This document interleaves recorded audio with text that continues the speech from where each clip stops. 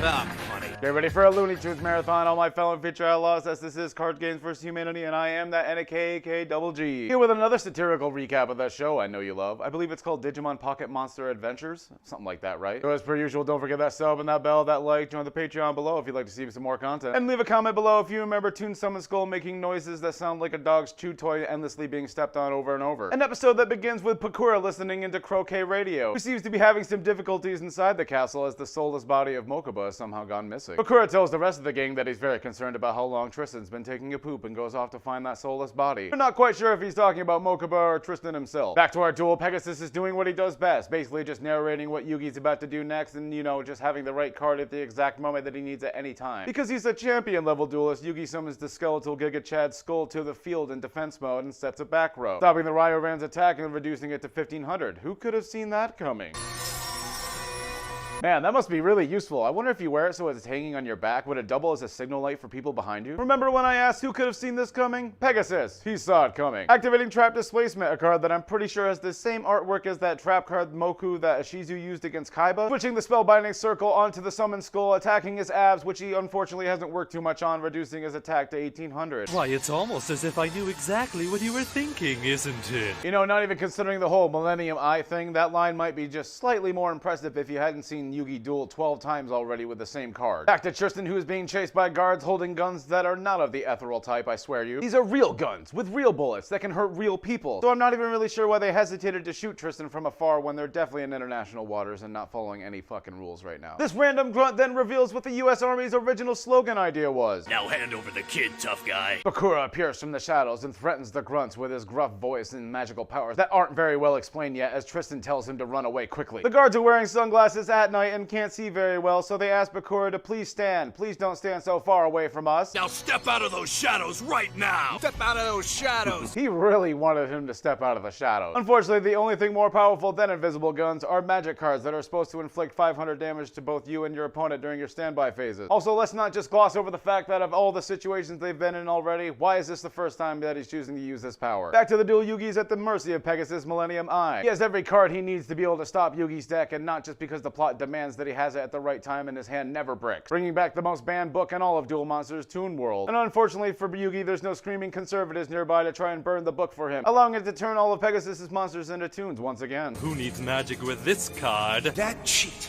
The Toon World card is one of a kind. It was thought too powerful for distribution. Is this duel the equivalent of someone who cheats with broken cards inside the game versus someone who just cheats by ignoring the rules outside the game? This might be the most complete experiment that shows off unstoppable force versus immovable object that we'll ever get. Manga Ryoran, not just Ryoran, he's cultured now, destroys the giant soldier of stone that I don't remember Yugi setting at all, forcing him to go on the offensive. Maybe by attacking he can uncover a weakness in these Toon monsters, because I guess you're not just allowed to ask what the monster's effect and attributes are. I never really understood that rule really in the show. It's just like you be like, hey, what's this card do? You know, too bad, you're gonna have to find out. You're not allowed to react. Summoning Zelda, a link to a past to combat the weird spaceship Clam in what should end in a double KO.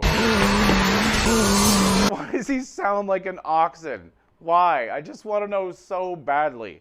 Is that just how Link would sound if he actually started talking? The Clam is disgusted by these weird large mammal-like noises, catching the attack in midair and destroying any chance at a Zelda speedrun today. Since Yugi has no monsters out on the field, and I guess you just actually need that to be able to do shit to your opponent, Pegasus just sets 2 cards face down and ends his turn instead, forcing Yugi to go on the defensive and play the best monster in his deck. The Horned Imp. What's that? Pegasus has another broken perma trap that turns all of Yugi's defense monsters into stone? What's that? When the monster's destroyed, Yugi loses life points equal to half the monster's defense points? What's that? These cards really need a fucking maintenance cost? Pegasus follows up this play with a doppelganger card. Basically Joey's copycat card, but it's treated as much more broken for some reason. Summoning this weird cat-dog-like creature that somehow exits the dueling hologram arena in what looks like an attempt to either suffocate him like a snake or give him the sex. Dude, watch your mouth. This is a kid's show. This potential sex offender transforms itself into the Summoned Skull, being turned into a toon as soon as it hits Pegasus' side of the field, which is probably how the archetype should work nowadays, honestly. He comes out making sounds that should not be allowed on TV, enraging Yugi greatly at how disgusting one of his boys has become. How fucking long is that gonna last? Even I'm starting to get pissed off. Yugi destroys Yugi's precious horned imp, inflicting 500 more damage to him while Pegasus has taken none. Heading back to our epic minor subplot, Bakura and Tristan are seen running up these endless stairs when he asks Bakura what he did to those guards back there, because, you know, bringing a fucking children's trading card game to life doesn't require any further explanation. Full of so much piss and vinegar and momentum, he almost dies exiting this door that leads to a cliff that goes to nowhere. Like, what's the point of this door? Was there a bridge there? Did it break? It's just like, not even Tristan asks, what's the point of this? Back to Yugi, who finally draws the Dark Magician, although even that seems to not be enough to break his sense of hopelessness right now. Accepting defeat is such a personal matter. Yeah, I guess, unless you're playing, like, literally any team game. Wait, we're back to Bakura and Tristan, who seems ready to give up. Luckily, Bakura whips his deck out like a badass. Wait, we're back to Yugi and Pegasus. My god, stick with a fucking story plot for more than 20 seconds so we don't need inner dialogue to reestablish what's going on, please. Back to the duel. Oh wait, the episode's over. Literally nothing happened in the last 4 minutes. Good god. Well, that's it for this episode. I want to thank you all for watching. If you enjoyed, don't forget that sub and that bell and that like, and leave a comment telling me if you have a large tower at home with a doorway that leads to nowhere just to trick your house guests. Tune in next week where Yugi finally begins to retaliate. Only took 3 episodes, bro. I guess with all the Tristan filler, it's more like 1 episode at this point, but you get the point. And of course, a shout out to all my patrons. I just want you to know how much I love and appreciate all of you. Now give me your money. This has been the man from Earth with all the girth, ladies and gentlemen. Channel's starting to go pretty strong. Let's keep it up. I want to thank y'all. See you on Friday. Later. Here with another satirical recap of that show I know you love. I believe it's called Digimon Pocket Muncher. Jesus Christ. Activating Trap Displacement, a card that I'm pretty sure has the same art as the Moku card that Ashizi...